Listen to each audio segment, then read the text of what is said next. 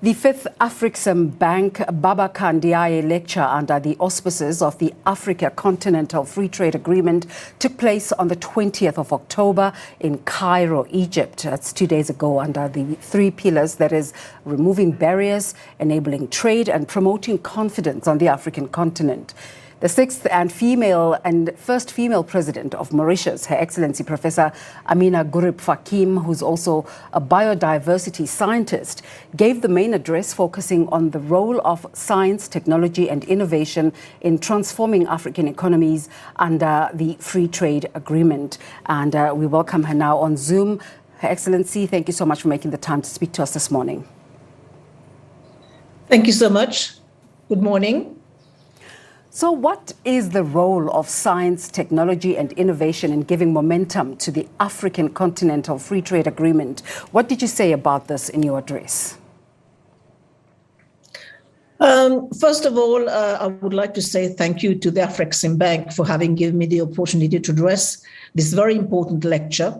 And also the main focus of this year's address was on the importance of science and technology innovation as a tool for transformation for the African continent. For too long, I think Africa has focused a lot of her energy on the export of raw material. And we have seen that whenever there has been a commodity boom, the indicators went up. But when, of course, the chips were down, if we say so, is that we saw that many economies, they bore the brunt of this export boom as far as the commodities are concerned. So I think the idea was to say, how do we leverage science, technology, innovation in the transformation of our raw material? How do we boost up the manufacturing sector? And how is Africa prepared that by 2030, when China will disinvest in many major manufacturing jobs, this can be relocated back to Africa? And we mustn't forget also, in the era of globalization, the African continent has been largely marginalized because all the gains were made in Asia. And then we saw how Asia took benefit from this movement and lifted millions out of absolute poverty. So the time is ripe now, and we also have many advantages. I've mentioned that we have, of course, plenty of raw material, minerals, but more importantly, we have the youth boom. And this youth that is now tech savvy, that is now prepared with the appropriate mindset. How do we as nations, how do we as government leverage this talent of the young people with the talents, with their creativity? How can this become the new pillar for transformation on the continent? Of course, bringing in the tools of science, technology and innovation. It's a challenge for the 54 African countries to find ways of implementing this mammoth task of the Continental Free Trade Agreement and just finding ways to make it work. How are you suggesting that the different African countries should come together to make this happen?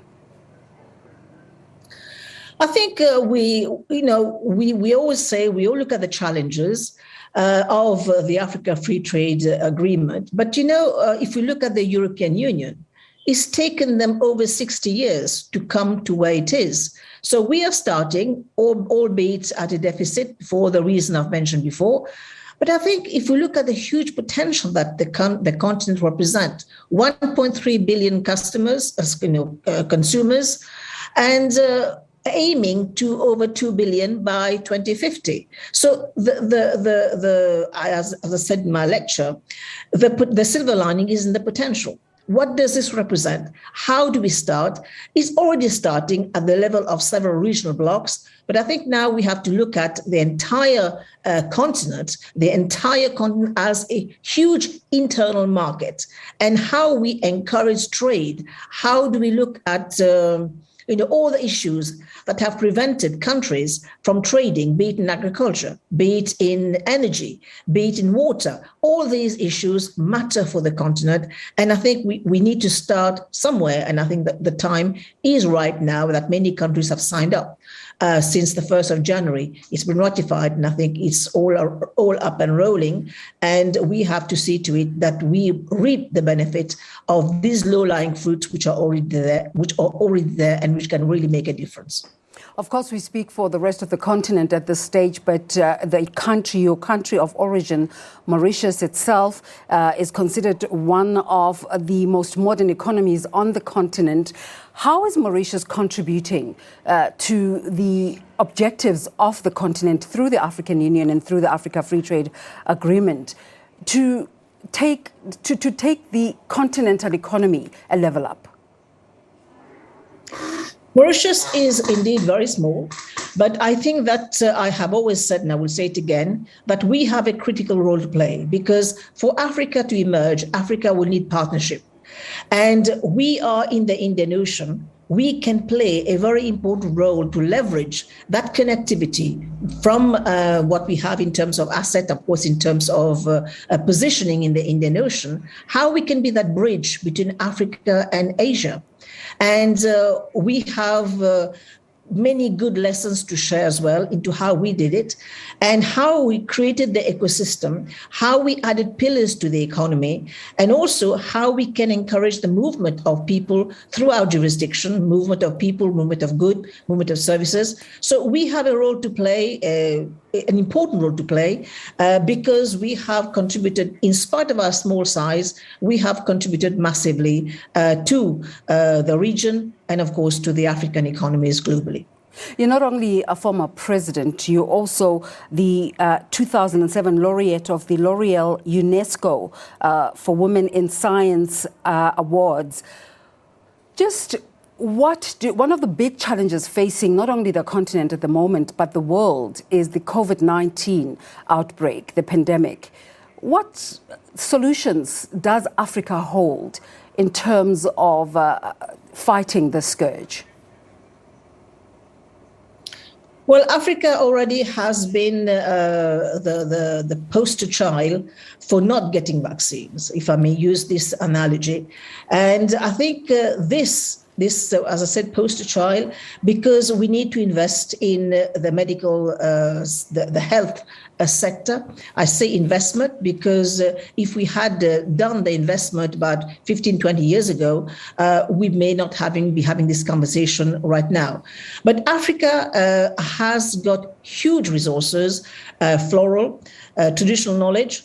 And if we look at how China has leveraged their traditional knowledge system in tackling the challenges of COVID, I think this is, again, where we need to relook at our own law of knowledge, plants, and more importantly, how do we document and how do we, again, develop this into a pillar? Because while vaccines is one avenue for tackling the COVID pandemic, there are other sources of cures. And the African traditional knowledge system, for which I got the L'Oreal UNESCO Award in 2007, I think spoke to this. How do we develop our own medication, going back to a system that has existed for so long, and yet we haven't taken it seriously as a nation. And this is, again, where we have to learn from countries like China and also from countries like India that have. In fact, China has given exactly the same respect, the same value to allopathic medicine and traditional Chinese medicine. So it's down to us, again, to really look at this sector very seriously so that in the event of future pandemics, which I'm sure we will have, and also in the event of a changing climate, I think this valuable traditional knowledge can provide this third way for us to adapt to the vagaries of a changing climate. So again, it's up to us Africans to see what we're going to do with our own treasures. Your Excellency, let me ask you, just in terms of female or women leadership on the continent, one of the big challenges is equality. And you are one of the few women that have been able to crack that ceiling. What are your thoughts about women leadership on the continent? I think Africa has done quite well. So far, we have two sitting female presidents, and Africa has had 6. And in fact, if you look at many countries, even the United States, they still have one vice president. So in terms of progression, we're doing quite well. And I think Africa has also led the way with many countries, including your own country, South Africa, for ensuring gender parity at the level of the parliament. Ethiopia is doing well. Rwanda has done extremely well. So I think it's a matter of looking at the proverbial glass being half full or half empty. But do we stop there? The answer is no. So we need to keep pushing. We need to ensure female representation, not just in the political sphere, but of course at the level of corporate, at the level of companies. And more importantly, how do we look at these women operating in the informal sector? Because they contribute massively to the economies of Africa. But unfortunately, because they are in the informal sector, they have borne the brunt of the COVID because they have not been able to access, for example, stimulus package, which are given to companies. So this work in progress, but we have some good indicators, I think, on which we need to build on. Besides STEMs, the sciences, technology and innovation, and besides the fight against COVID-19, what are the biggest challenges facing Africa? Africa, unfortunately, is a continent that has only contributed 3% or less than 3% to greenhouse gas emission. But Africa is already bearing the brunt of a changing climate. And I think this is where we call on all the stakeholders, we call on the multilateral system to help us tackle the vagaries of a changing climate. And this is, again, where we need to leverage science, technology, and innovation in our practices, in the way we do business, because we need to adapt. We're not talking about mitigation, but we need to adapt to these vagaries of a changing climate. And the only way to do this is for countries to access the appropriate technologies, the appropriate tools. And of course, at the end of the day, we need funds.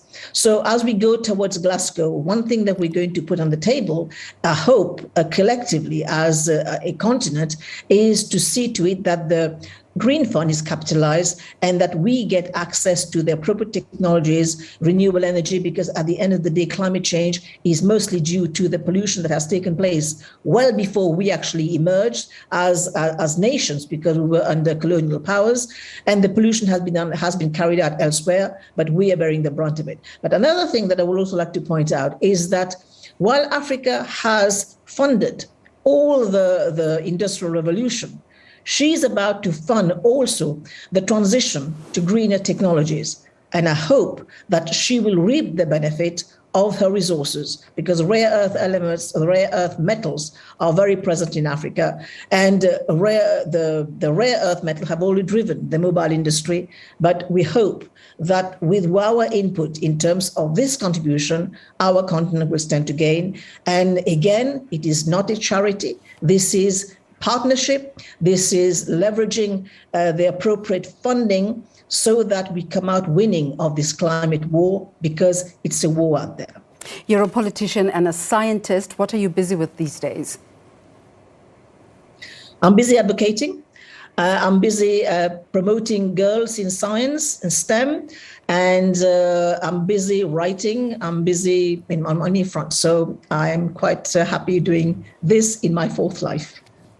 Well, congratulations with that, and let's thank you for speaking to us this morning. Thank you so much for having me. Her Excellency Professor Ameenah Gurib-Fakim, speaking to us 2 days after giving that address to the 5th Afrixam Babacar Ndiaye address in Cairo in Egypt. That's related to the Africa Continental Free Trade Agreement.